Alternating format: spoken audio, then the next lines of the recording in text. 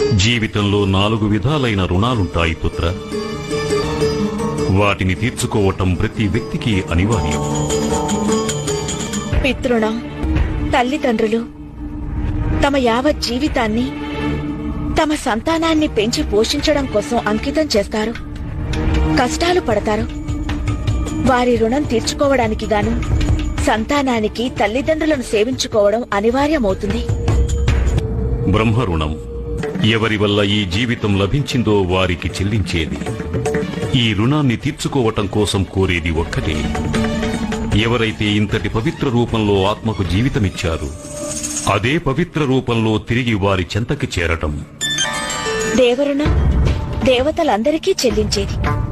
వారి యొక్క ఆశీర్వాదాలతో అందరి జీవితాలకు పాలనా పోషణ లభించగలదు. వారి యొక్క రుణాన్ని తీర్చుకోవడానికి గాను మనం చేయవలసినదొక్కటే.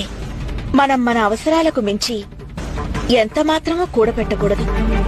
మనకు అధికమైన దానిని దాని యొక్క అవసరం కలిగిన వారికి అందచేయాలి.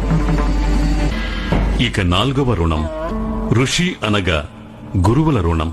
ఈ రుణం తీర్చుకోవటానికి ఏం చేయాలంటే, గురువుల ద్వారా సంగ్రహించిన జ్ఞానాన్ని దాచుకోకుండా ప్రతి ఒక్కరికి పంచి ఇవ్వాలి.